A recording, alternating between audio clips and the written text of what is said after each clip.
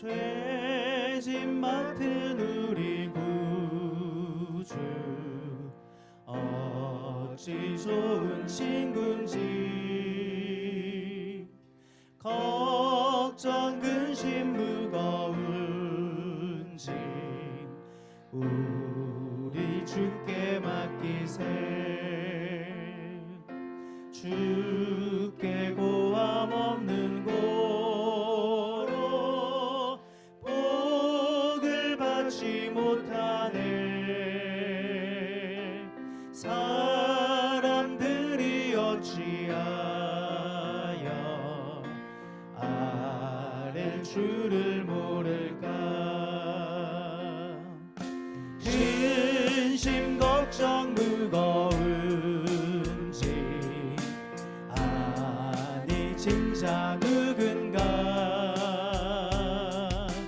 피난 저는 우리 예수 주께 기도드리세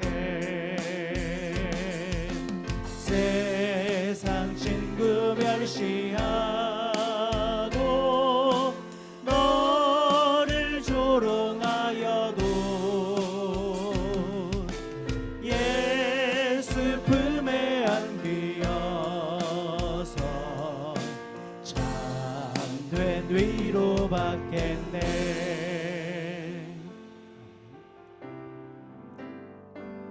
모든 민족과 방언들 가운데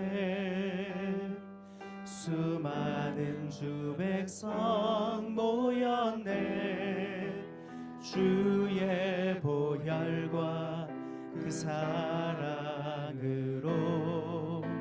친 백성 삼으셨네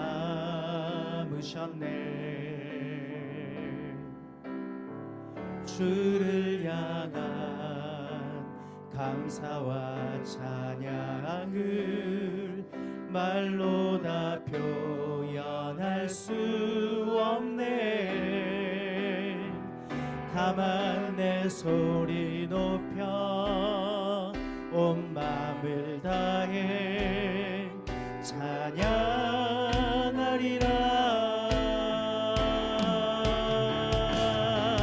할렐루야 할렐루야 할렐루야 어린 양 할렐루야 할렐루야 주의 보혈 덮으사 모든 족속 모든 백성 열방이 모든 영광 모든 존귀 모든 찬양 주께 드리네 우리 두 손 들고 어린 양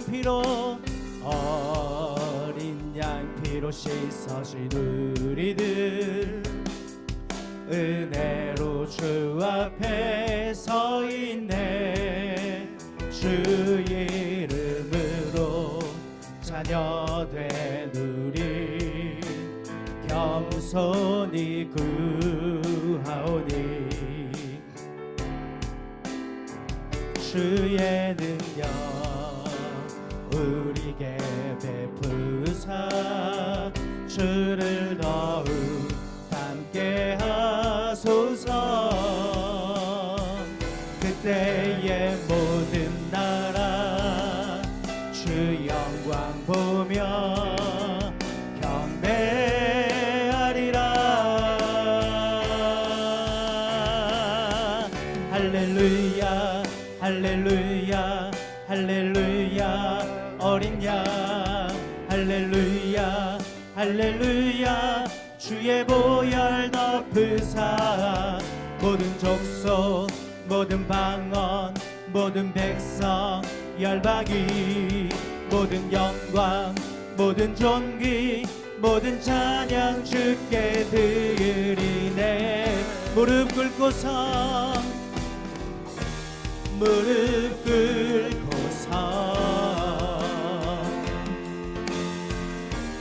다 함께 고백해 만유의 주님 무릎 꿇고서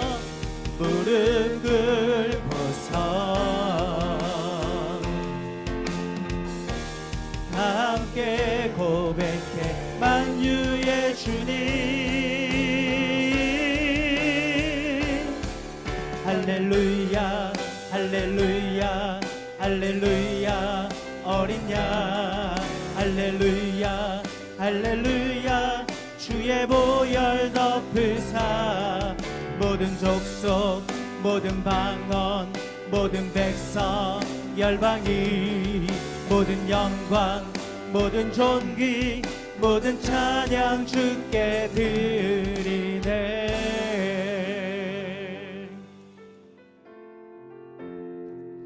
지극히 높은 주님의 낮이 성소로 들어갑니다. 세상의 신을 벗고서 주 보좌 앞에 엎드리니 내 주를 향한 사랑과 그 신뢰가 사그러져 갈 하늘로부터 이곳에 장막이 덮이네. 지극히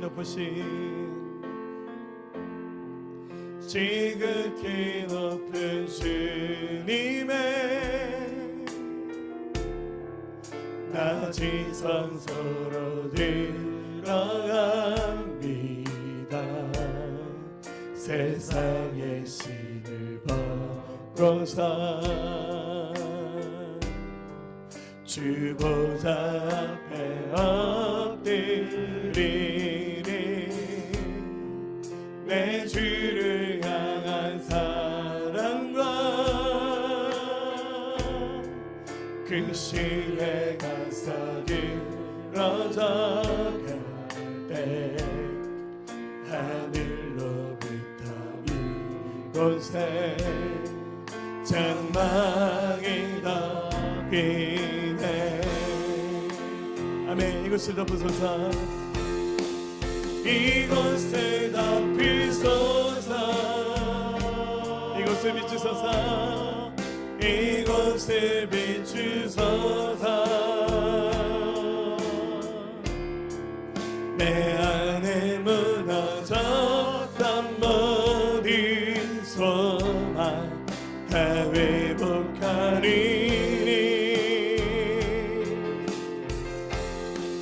이곳을 지나소서. 아멘.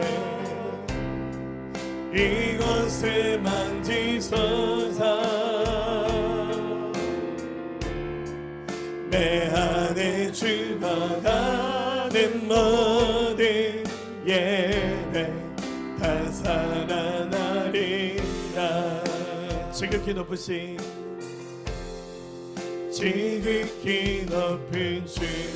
주님의 낮이 성소로 들어갑니다. 세상의 신을 벗고서 주님 주 보좌 앞에 엎드리. 자, 우리 손들고 가겠습니다.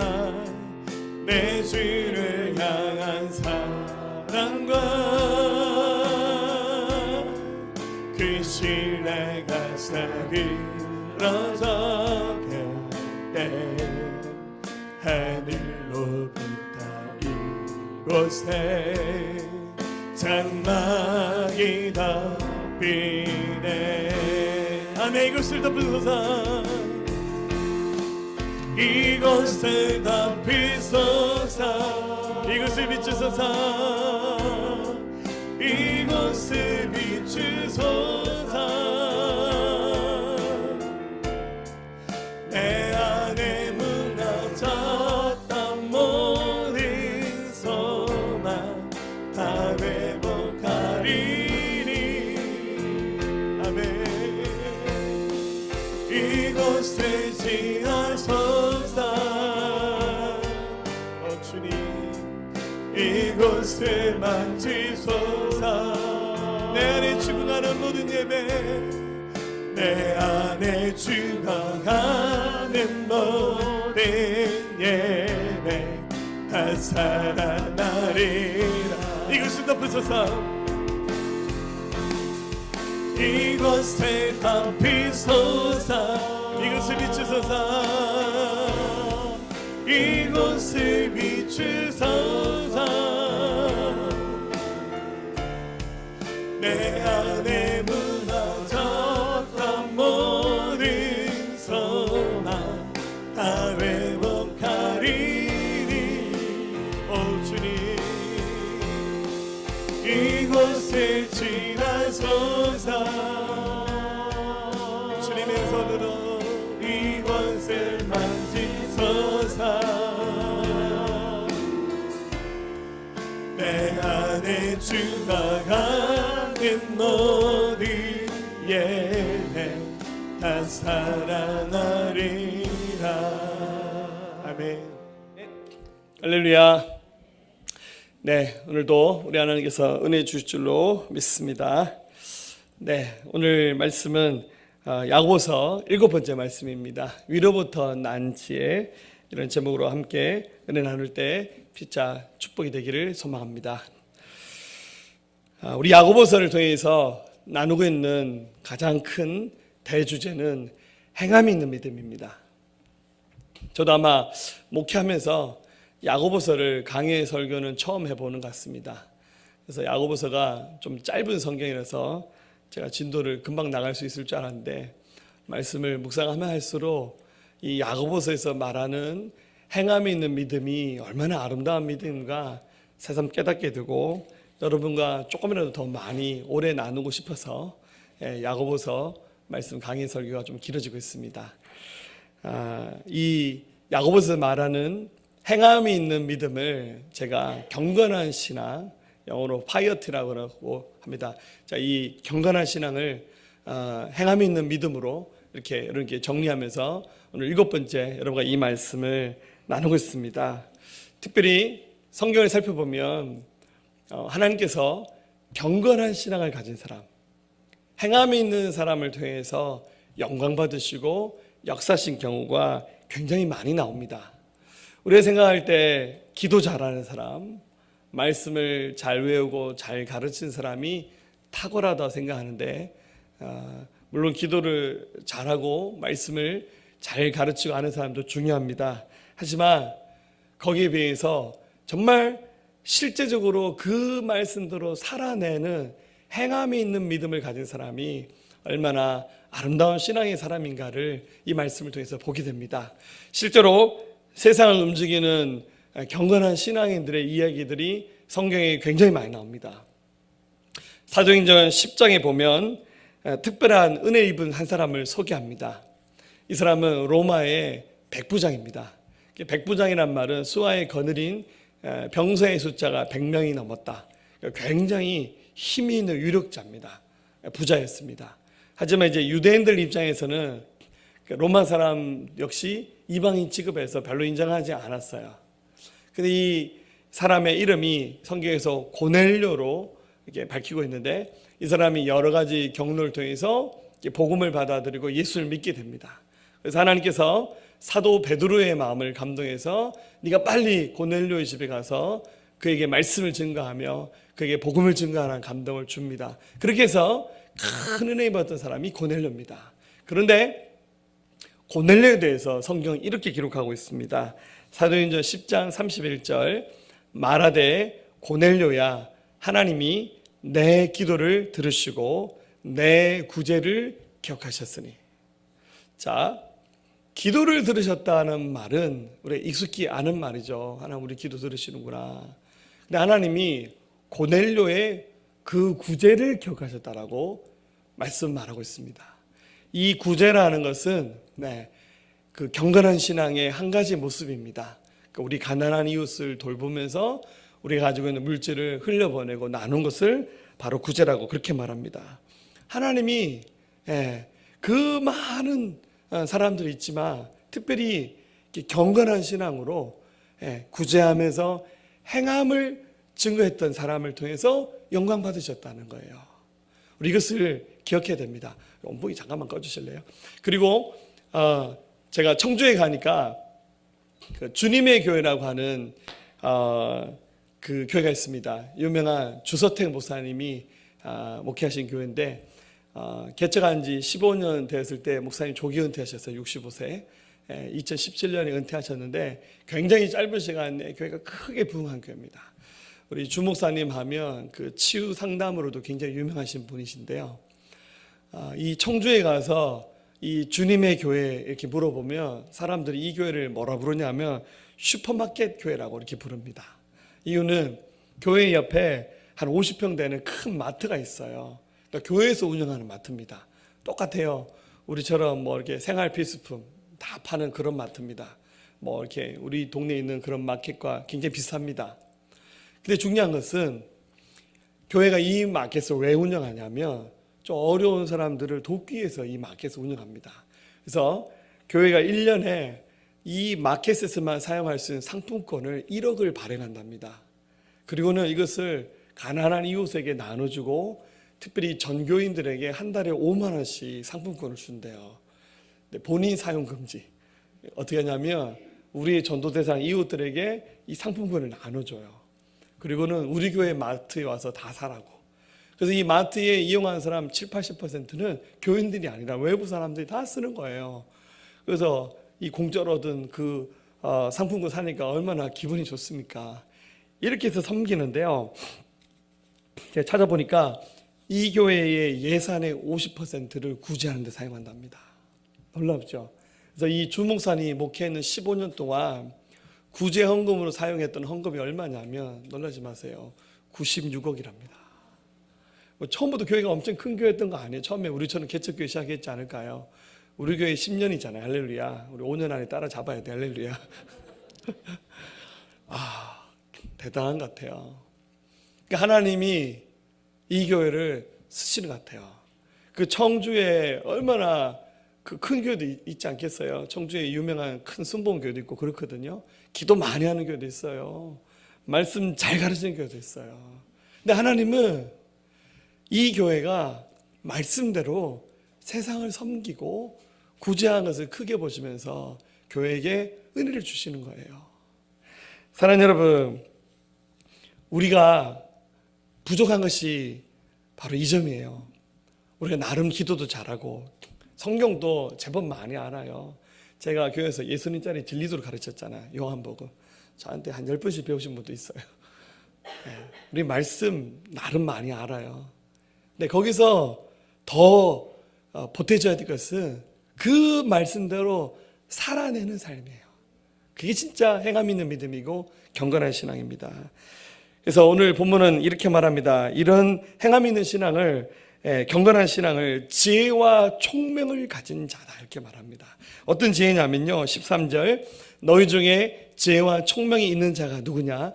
그는 선행으로 말미암아 지혜의 온유함으로 그 행함을 보일지다. 이 말씀 거꾸로 하면 선행으로 그 지혜의 온유함을 보이는 자가 진정한 지혜와 총명을 가진 자다 그 말이잖아요. 여러분, 그래서 제가 계속 말합니다. 행함으로 우리의 믿음을 증명해야 됩니다. 할렐루야. 행함으로 지혜를 증명해 보여야 됩니다. 자, 그렇다면 오늘 이 말씀에서는 아름다운 행함이 있는 믿음, 경건한 신앙을 위해서 우리가 꼭 가져야 될 지혜에 대해서 얘기하고 있습니다. 자, 근데 이 지혜를 두 가지로 설명하는데 하나는 세상으로부터 나온 지혜, 정말 땅에 속한 지혜 얘기를 하고 있고, 또 한 가지는 위로부터 온 지혜, 우리 하나님께로부터 나온 지혜 얘기를 하시고 있습니다. 자, 이 두 가지를 좀 살펴보면서요, 여러분들 할 수만 있다면 위로부터 온 지혜를 사모하는, 또 그것을 소유하시는 여러분 되시기를 주의 이름으로 축원합니다. 자, 첫 번째로 땅에 속한 거짓 지혜의 열매입니다. 자, 여기 보면 크게 네 가지가 설명되어 있는데 제가 이것을 좀 간략하게 설명을 드릴게요. 자, 먼저 땅에 있는 거짓 지혜를 생각하면서 먼저 우리가 가져야 될 질문이 있는데, 왜 우리 예수 믿는 사람들이 행함이 없는 믿음, 잘못된 신앙생활을 하는 것인가를 생각해 봤으면 좋겠어요. 여러분들 우리 기독교 역사 가운데 큰 붕이 일어났던 시절이 있고 하나님의 교회가 위축되고 어려움을 겪었던 시절이 있어요. 역사를 살펴보면 물론 기도를 많이 했던 시절이 붕이 일어났습니다. 맞아요. 근데 그것만은 아니에요. 큰 붕이 일어났던 시절에 그리스도인들의 삶이 해와 같이 빛이 났어요. 세상 사람들이 그리스도인들 하면 지도자, 민족주의자, 그리고 세상을 섬기는 사람들, 이런 도식이 머릿속에 있었어요. 우리 일제시대 때 예수 믿는 사람들은 다 존경받았었어요. 브랜드 이미지가 굉장히 좋았었어요. 큰 붕이 일어났잖아요. 요즘에 예수 믿는 사람들, 코로나 퍼뜨린 사람 모여봤습니다. 요즘 예수 믿는 사람들 이미지가 뭐 소수의 사람들 일탈이지만 이런 것들로 굉장히 이미지가 안 좋아요. 그 역으로 말하면 우리에게 행함이 없다는 거예요. 자, 신앙의 근본은 예수 그리스도의 말씀, 지혜자이신 하나님이 돼야 돼요. 세상이 되면 안 돼요. 신앙의 근본이 잘못되니까 행함이 없는 거예요. 자, 14절 말씀부터 한번 말씀을 읽어볼까요? 그러나 너희 속에 독한 시기와 다툼이 있으면 자랑하지 말라. 진리를 거스려 거짓말하지 말라. 이러한 지혜는 위로부터 내려온 것이 아니요 땅 위의 것이요 정욕의 것이요 귀신의 것이니 시기와 다툼이 있는 곳에는 혼란과 모든 악한 일이 있습니다. 자, 땅에 속한 거짓된 지혜가 그것을 우리가 그 지혜를 쫓아서 살게 되면 거짓의 열매를 맺게 됩니다. 그것이 바로 뭐냐면 첫 번째 소개한 것은 독한 시기입니다. 자꾸만 남을 시샘하는 거예요. 이 시기란 말을 한번 원어로 찾아보니까 헬라 말로 젤로스 피크로란 말로 된 이 말은 동기가 순수하지 못한 열정. 열정이란 말은 굉장히 좋은 말이에요. 무슨 말이냐면 남을 샘내고 시기하는 일에 굉장한 열정이 있어요. 그래서 남을 험담하는 일에는 남다른 열심을 가지고 요즘 말로 뭐라죠? 씹는다 그러잖아요. 그죠? 너무 재밌어. 그래서 오늘 이 말씀은 시기하는 것은 하나님 말씀하고는 전혀 상관없는 것입니다. 사실은 이제 성공을 자기 노력의 결과를 얻으려는 것이 아니라 남을 비방하고 헐떠는 것에 너무 열심을 내는 거예요. 이것은 하나님께로부터 온 지혜가 아닙니다. 두 번째로 소개한 것은 싸우는 겁니다. 다툼입니다.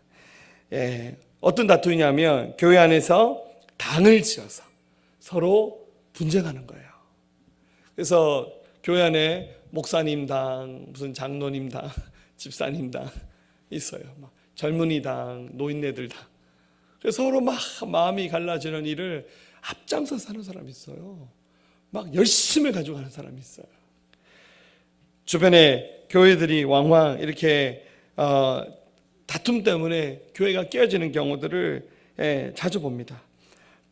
또 세 번째는 그 혼란입니다. 땅에 속한 거짓된 지혜를 쫓다 보면 교회가 굉장히 혼란스러워요. 질서가 없어집니다. 교회도 무너지고 가정도 무너집니다. 그러면 땅의 지혜를 신앙의 근거로 삼아서 살다 보면 여러분들 안정감을 느낄 수 없어요. 가정에 아내와 남편이 자식과 부모가 서로를 신뢰하지 못한다면 그건 세상보다 더 못한 거예요. 그리고 교회 안에 이렇게 시기와 분쟁 이런 것들이 만연하면 교회가 굉장히 혼란스러워서 우리 목사님 정말 사실 맞을까? 우리 집사님 정말 진짜 맞을까? 막 이렇게 의심하고 서로의 허물을 막 들춰내는데 앞장서다 보면 그런 교회는 부흥할 수 없어요. 우리 가끔씩 자주 싸워서 분열하는 교회도 있고요. 깨지는 가정, 깨지는 정치 늘 봅니다. 특히 저는 우리나라 정치 뉴스는 보기가 싫어요. 관심을 안 가질 수는 없는데 맨날 싸워요. 맨날. 이게 정의는 없어요. 정의는 딱 하나예요. 우리 편이 하는 건 다 맞고 너의 편이 하는 건 다 틀렸어. 우리가 배출한 대통령이 하는 건 다 맞고 너가 배출한 대통령이 하는 건 다 틀렸어요. 그런 게 어디 있어요.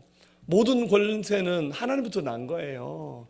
싫으든 좋든 우리가 세운 지도자, 뭐 국회의원이든 시장님이든 대통령이든 간에 기본적인 우리의 베이스는 존경, 신뢰입니다. 그래야 나라가 세워질 수 있어요. 근데 자꾸만 상대방이 하는 말을 의심하고 믿으려 하지 않고, 그러다 보면 아무런 질서가 세워지지 않아요. 세상에 믿을 사람 아무도 없잖아요.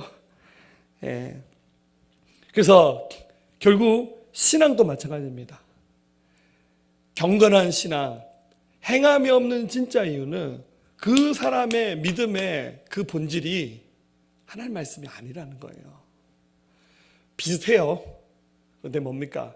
세상으로부터 가져온 것들, 세상에서 배운 것들, 터득한 것들을 하나님 말씀보다 더 우선시 두는 거예요. 근데 말은 이제 나는 하나님 말씀대로 산다 얘기를 하는데, 뜯어보면 하나님 말씀을 사는 게 아니에요. 세상에서 경험하고 배운 것들이 더 우선순위가 되는 거예요. 그러니까 늘 살아갈 때 1번으로 생각나는 것이 하나님 말씀이 돼요. 내가 이 일을 행할 때, 이 결정을 할 때, 이렇게 살아갈 때 하나님이 기뻐하실까를 생각해야 되는데 그 생각은 없어요.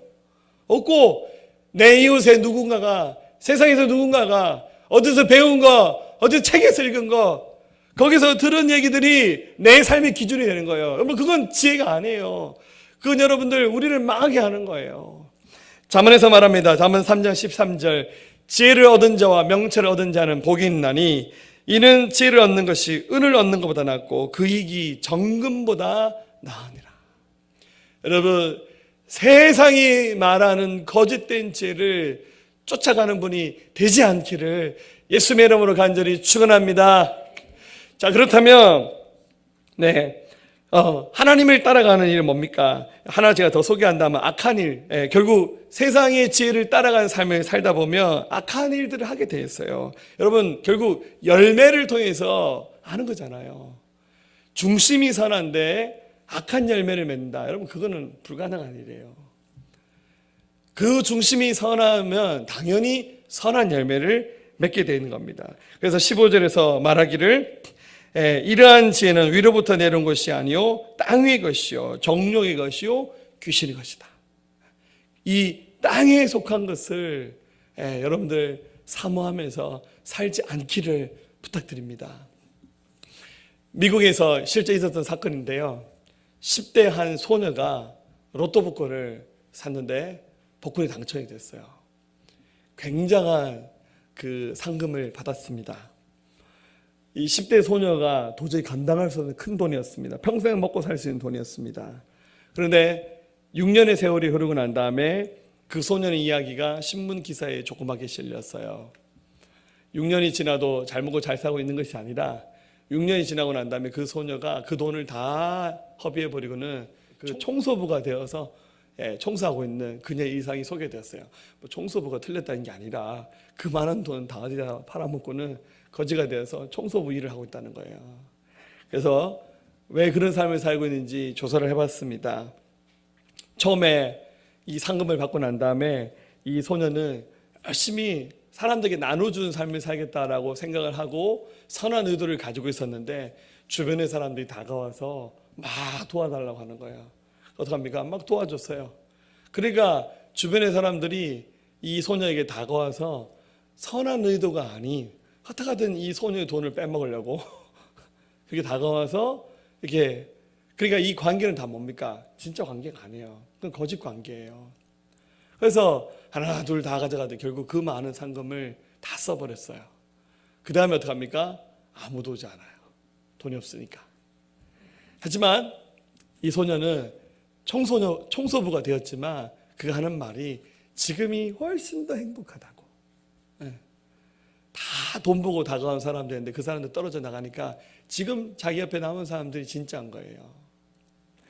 사랑하는 여러분, 어쩌면 세상에서 말하는 지혜는 로또 복권인지도 몰라요. 그게 환상적으로 보이죠. 그러나 절대 우리의 삶에 진정한 평안을 가져다 줄 수 없습니다. 세상에 속한 거짓 지혜를 버리고 위로부터는 하나님의 지혜를 사모하시기를 축복합니다. 자, 그렇다면 이제 두 번째로 우리는 위로부터 난 지혜를 사모해야 됩니다. 자, 위로부터 난 지혜가 무엇이냐면 바로 우리 하나님 아버지로부터 난 지혜입니다. 자, 17절 말씀을 읽어보겠습니다. 같이 읽어볼까요? 오직 위로부터 난 지혜는 첫째 성결하고 다음에 화평하고 관용하고 양순하며 긍휼과 선한 열매가 가득하고 편견과 거짓이 없나니. 아멘. 자, 위로부터 난 지혜, 하나님께로부터 온 지혜입니다. 이것이 우리의 믿음의 근거가 되어야 돼요. 이런 믿음의 근거를 가지고 신앙생활을 하다 보면 어떤 열매가 나타나냐면 성결, 화평, 관용, 양순, 긍휼, 선한 열매, 편견과 거짓이 없는 삶, 이렇게 7가지로 소개하고 있습니다. 자, 제가 짧게 한번 소개해 보겠습니다. 첫 번째는 성결입니다. 자, 참 지혜는 성결합니다. 지혜의 근본이신 우리 하나님이 성결하신 분입니다. 그래서 하나님의 지혜를 따라가는 사람들은 저절로 도덕적으로나 영적으로나 성결한 삶을 추구하게 돼 있고 또 그렇게 살아가는 거예요.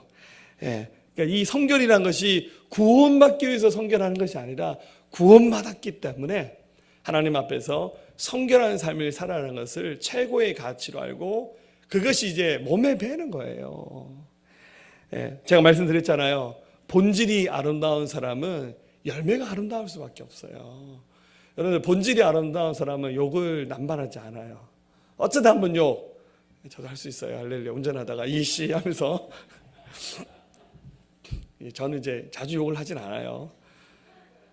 본질이 우리 입술을 통해서 삶을 통해서 드러나는 거예요. 본질이 하나님의 지혜로 채워져 있지 않으면 이런 열매는 없는 거예요. 하나님의 지혜, 위로부터 나는 지혜를 쫓아 살아가는 사람은 성결한 삶을 살아내는 겁니다. 로마서 16장 19절에 이렇게 말합니다. 너희의 순종함이 모든 사람에게 들리는지라.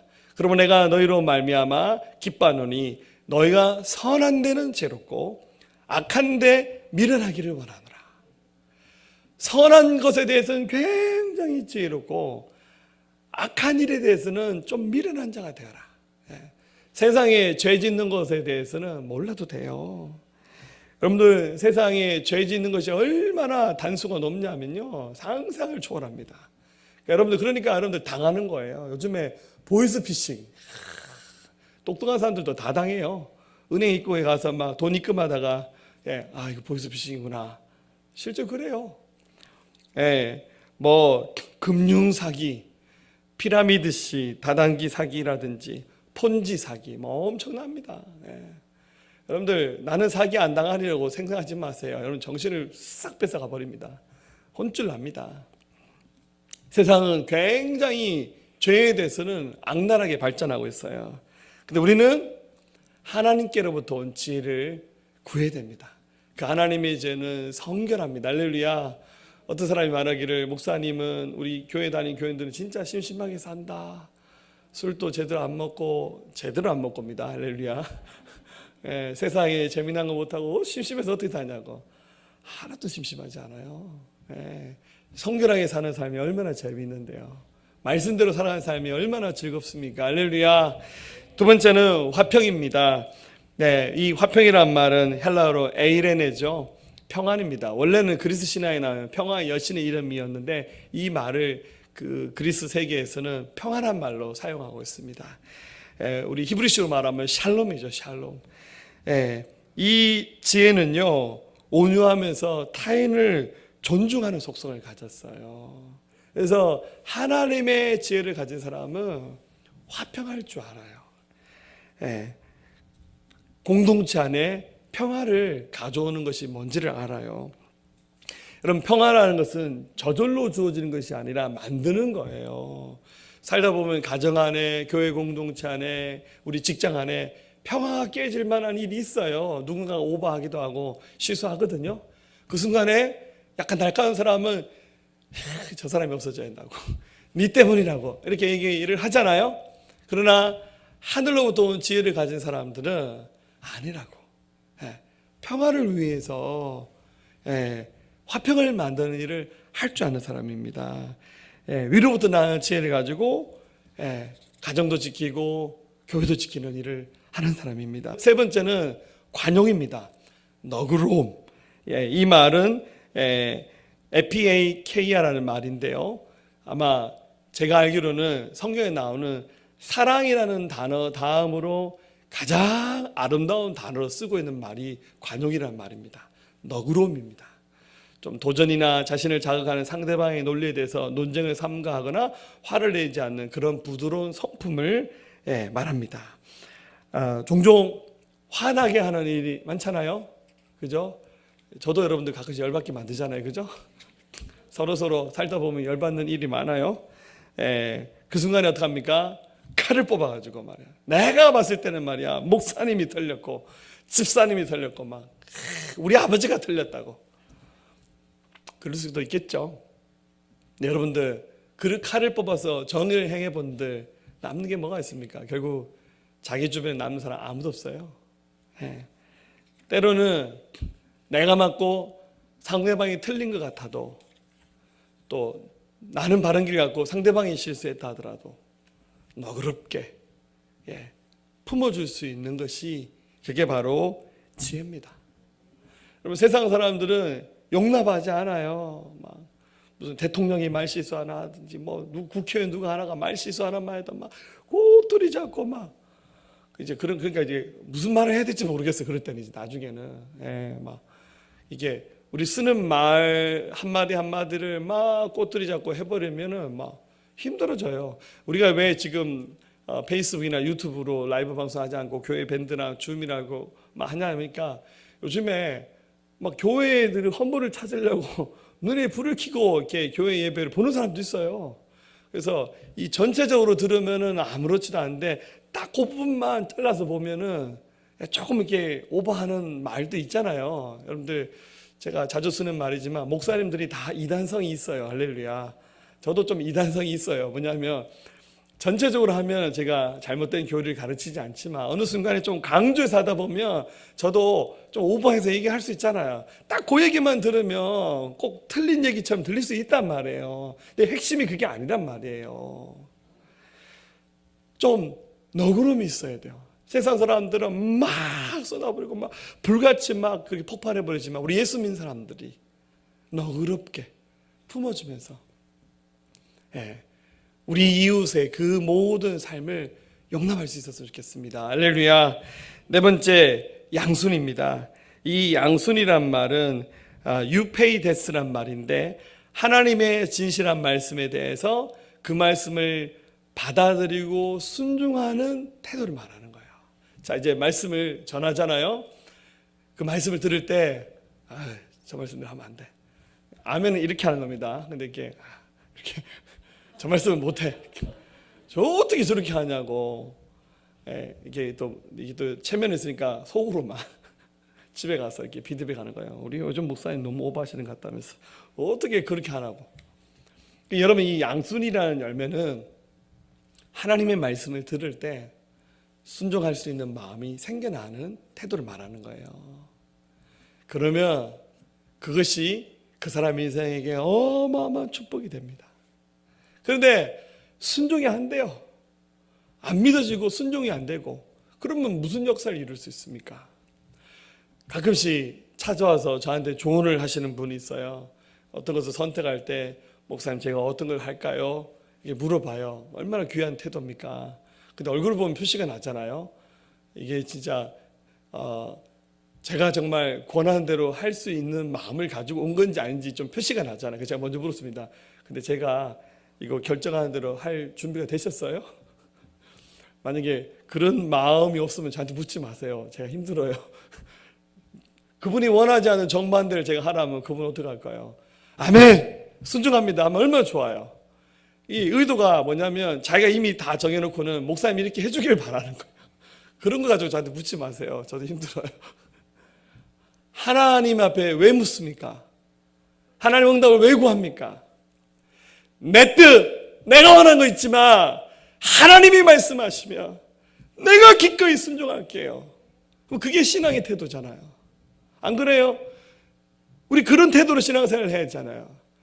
우리가 삶을 통해서 정말 경건한 신앙이 안 드러나는 이유는 여러분, 하나님 말씀을 소화시키지 못했기 때문이에요. 하나님 말씀을 씹어서 먹어야 돼요. 좀 힘든 말씀, 내 생각과 내 뜻에 맞지 않고 내가 원하는 것과 맞지 않아도 주님이 말씀하시면 내가 순종하겠습니다. 그게 믿음이잖아요. 그게 진짜 위로부터 난 지혜 아닙니까? 이런 열매가 넘쳐나게 되면 죄에 대한 욕심 얼마든지 다스릴 수 있어요. 술 먹고 싶죠. 담배 피우고 싶죠. 도박하고 싶죠. 뭐 마약하신 분 없죠, 우리 교회. 할렐루야. 있으면 신고해 주이소. 할렐루야. 막 세상에 어떤 정욕적인 욕심이 다가와도 위로부터 난 지혜인 양순이 내 안에 차곡차곡 쌓이게 되면 절제력이 생겨나게 되는 거예요. 여러분들, 이 거짓말 같은 얘기지만 진짜예요. 여러분들, 기도하면요 힘이 생겨요. 막 술병 쳐다보고 싶지도 않아. 할렐루야. 할렐루야. 예, 복 받을게요. 네, 다섯 번째는 긍휼한 열매입니다. 이 긍휼이란 말은 앞에 소개되듯 시기라는 말과 반대되는 말인데, 남의 비참한 형편에 대한 동정과 함께 실제적으로 도움을 베푸는 것을 의미합니다. 마음이 실천으로 옮겨지는 거예요. 정말 가난하고 어려운 사람이 있으면 자기 주머니 열고, 배고픈 사람이 있으면 그 사람 데리고 가서 밥 한 그릇 사 먹이는 게, 그게 진짜 순종하는 거예요. 하늘로부터 난 지혜가 있는 사람은 남을 긍휼히 여길 수 있는 열매가 풍성한 사람입니다. 여섯 번째, 선한 열매. 이런 지혜가 충만한 사람은 계속해서 선한 열매가 맺어질 수밖에 없는 삶을 살아가는 거예요. 계속 말씀드리지만 믿음과 행함은 인과관계가 분명한 거예요. 믿음이 있으면 경건한 신앙을 통해서 행함, 오늘 말씀은 선한 열매, 이것을 반드시 맺어가는 거예요. 양심적으로 생각해 보세요. 내가 신앙생활 이제 10년이 되고 20년이 됐는데 내가 행함이 하나도 없구나. 내 삶에 경건함이 하나도 없구나. 10년, 20년 예수 믿었지만 늘 내 삶은 똑같아. 그 죄의 습관에서 벗어나지 못하고 앞서 말했던 땅에 속한 거짓 지혜의 열매들이 너무 많아요. 그 믿음을 어찌 진짜 믿음이 말할 수 있겠어요? 여러분들, 땅을 치고 통곡하면서 옷을 찢으면서 회개해야 됩니다. 여러분들, 마지막 일곱 번째, 하늘로부터 온 지혜를 쫓아가는 사람들은 편견과 거짓이 없어야 돼요. 여러분들, 편견은 차별하는 겁니다. 우리 지지난주가 한번 차별하지 말자 말씀 나눴잖아요. 경건한 신앙인은 차별하는 태도를 버리는 거예요. 이 편견이라는 것은 뭐냐면 상대방의 실수와 죄를 너무 오래 기억하는 거예요. 우리 주님은 회개하는 순간 기억하지 않아요. 근데 사람은요 좀 약간 좀 치사해. 그걸 이렇게 빼다지 속에다가 잘 넣어놓습니다. 서랍 속에다가 차곡차곡 쌓아놔요. 그래서 옛날 저 사람 나한테 저랬지, 실수했지, 저 사람 옛날 넘어졌지, 옛날 저 사람 저런 사람이야, 너무 오래 기억하는 거예요. 현재의 모습으로 그 사람을 평가해 줘야 돼요. 지금도 여전히 못하고 있으면 그땐 좀 다그쳐야지만, 지금 노력하고 있고 지금 하나님 말씀 살아가려고 몸부림치고 있다면 그를 편견 없이 봐줘야 돼요. 여러분, 거짓은요 하면 할수록 늘어나요.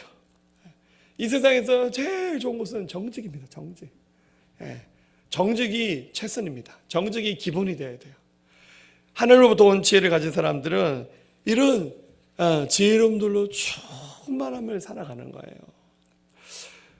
우리가 말로서 삶을 통해서 우리의 이웃들을 괴롭게 하는 것이 너무 많은 것 같아요. 그 미국에 있는 의료팀과 우리 국내에 있는 어떤 대학의 의료팀이 같이 연구를 통해서 그 1000명을 대상으로 머리 MRI를 찍는 그런 연구를 했대요. 내용이 뭐냐면 언어 폭력을 당하는 사람의 머리를 MRI를 한번 찍어봤어요. 뭐 어떤 언어 폭력인지 아시죠? 이제 왼쪽이 정상적인 뇌입니다.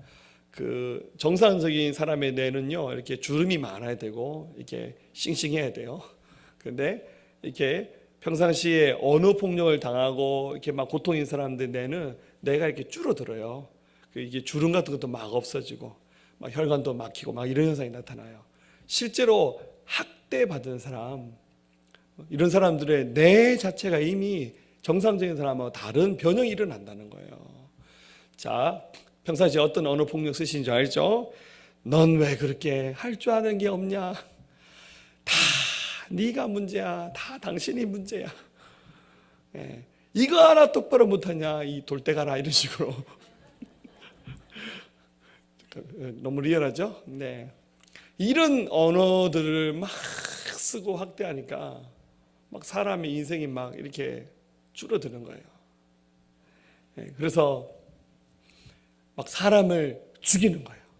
지난주도 말씀드렸듯이 우리의 그 언어 속에는 사람을 살릴 수 있는 능력이 있거든요. 우리가 진정한 행함을 통해서 경건하게 살아가면서 막 폼 잡고 하는 것이 아니라 우리 이웃을 섬기고 세상을 섬기며 복음의 능력이 나타날 수 있는 겁니다. 말씀 마치겠습니다. 우리 정말 위로부터 난 지혜를 구하면서 하나님의 지혜로 살아가기를 삼았으면 좋겠어요. 여러분들 지금 우리가 사는 세상이 어렵잖아요. 코로나라는 하는 긴 겨울이 1년 넘게 지속되고 있어요. 정말 마스크 여러분들 벗어버리고 싶죠. 지금 저 혼자 마스크 벗고 있으니까 좀 미안해요. 지금 제가 코로나 퍼뜨린 건 아닙니다. 할렐루야. 마스크 끼고 다니는 삶도 너무 힘들고 참 장사도 안 된다고 하고 어렵죠. 교회도 진짜 어렵습니다. 너무너무 어렵습니다. 하지만 겨울이 아무리 깊어도 아무리 한파가 커도 결국 봄이 오잖아요. 결국 하나님께서 이 어려움들 이기게 하실 거예요. 사실 이 기간은 우리를 영적으로 키질하고 있는 기간이에요. 아마 코로나 이후에 진짜 신앙과 가짜 신앙으로 이렇게 키질 당한 사람이 더러 있을 것 같아요. 지금 목사님들 이미 그러잖아. 교인들이 안 돌아온대요. 지금 예배당 20%, 다음 주쯤 되면 이제 한 30% 가능할 것 같은데 이제 예배당 와서 예배 드려도 돼 이렇게 얘기하는데 피치 못할 사정으로 또 온라인 예배 하신 분은 어쩔 수 없지만 온라인 예배가 편하대요. 그건 아니에요, 여러분들. 저희가 적극적으로 온라인 예배도 지금 저희가 시스템 만들어 하지만 이것이 불가항적인 상황이기 때문에 하는 거지. 이게 앞으로 우리 교회 이제 온라인 교회 갑니다. 그런 마음 1%도 없습니다, 여러분들. 교회는 절대 그렇게 가서는 안 돼요. 반드시 이겨낼 겁니다. 다만 이 기간이 정말 키질하는 기간이고 정말 깊은 겨울을 통과하는 기간입니다. 하나님께서 지혜 주셔서 우리 한국교회가 이겨나가고 또 전 세계 모든 열방의 교회들이 이겨나가면서 우리 선교사님들이 승리할 것이라고 믿습니다. 우리에게 정말 필요한 것이 있다면 위로부터 나은 지혜입니다. 하나님께서 주시는 지혜로 앞서 나눴던 것처럼 성결하고 화평하고 관용하고 양순하고 긍휼하고 선한 열매, 편견과 거짓이 없는 것을 통해서 하나님 보시기에 귀한 아름다운 신앙의 열매들 맺으면서 행함 있는 믿음을 통해서 경건한 삶을 통해서 우리 하나님 영광 크게 드러내시는 저 여러분들 될 수 있기를 주님의 이름으로 간절히 축원합니다. 우리 함께 찬송하시겠습니다. 우리가 세상을 섬기는 마음으로 이 찬양 가사처럼 그렇게 살고 죽는 자들 되었으면 좋겠습니다. 하나님이 이 땅에 떨어져 죽으며 많은 열매를 맺고 생명을 얻게 되리라. 기꺼이 날 버리고 주 위에 죽으며 놀라운 부흥의 역사 주가 이루시리라. 하나님이 이 땅에 떨어져 죽으며 많은 열매를 맺고 생명을 얻게 되리라. 기꺼이 날 버리고 주 위에 죽으며 놀라운 부흥의 역사 주가 이루시리라. 주여 내 생명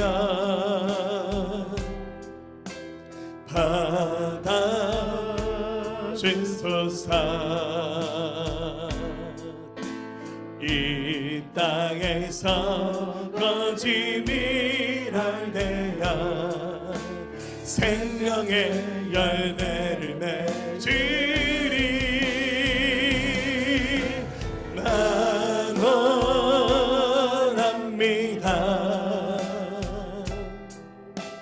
난 원합니다.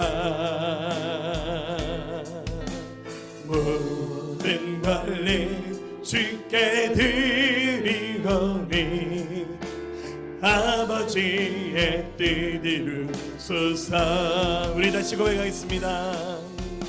하나님이 이 땅에 떨어져 죽으며 많은 열매를 맺고 생명을 얻게 되리라. 기꺼이 날 버리고 주위에 죽으며 놀라운 부흥의 역사 주가 이루시리라. 자, 우리 손을 들고 말하겠습니다. 주여 내 생명 받아주소서. 받아주소서. 이 땅에서 거짓, 이 땅에서 거짓이랄 되어 생명의 열매를 맺으리. 나 원합니다. 난 원합니다. 난 원합니다. 난 원합니다. 모든 권리 주께 드리오니 아버지의 뜻 이루소서. 주여 내 생명 받아주소서. 주여 내 생명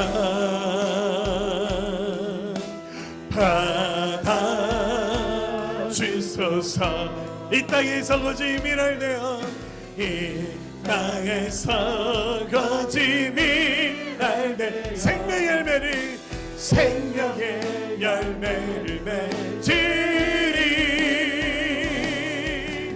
난 원합니다. 난 원합니다. 모든 권리 주께 드리오니 모든 권리 주께 드리오니 아버지의 뜻 이루소서. 모든 권리 주께 드리오니 모든 권리 주께 드리오니 아버지의 뜻 이루소서. 아버지의 뜻 이루소서. 아버지의 뜻 이루소서. 아버지의 뜻 이루소서. 아버지의 뜻 이루소서. 아멘. 우리 가슴에 손 얹겠습니다. 하나님 감사합니다. 하나님, 행함이 없는 우리의 거짓된 신앙을 버리기 원합니다. 하나님 보시기에 역겨운 자처럼 하나님 말로만 믿는다고, 말로만 사랑하고 섬긴다 했지, 하나님 우리의 삶을 통해서 거짓만 있었고 편견과 또 하나님 정말 어리석음으로 일관된 삶을 살고 있지 않았습니까? 이제 이 잘못된 삶의 행실들 버리게 하시고 오늘 주님께서 가르쳐주신 위로부터 난 지혜를 쫓아서 아름다운 열매를 통해서 주의 뜻 이루어가기 원합니다. 화평한 자 되게 하소서. 온순한 자 되게 하소서. 양선한 사람 되어서 하나님의 뜻을 이루가는 거룩한 주의 백성으로 살게 도와주옵소서. 그 영광 받으실 주님을 찬양합니다. 감사합니다. 예수님의 존귀하신 이름으로 함께 기도하였습니다. 아멘. 할렐루야.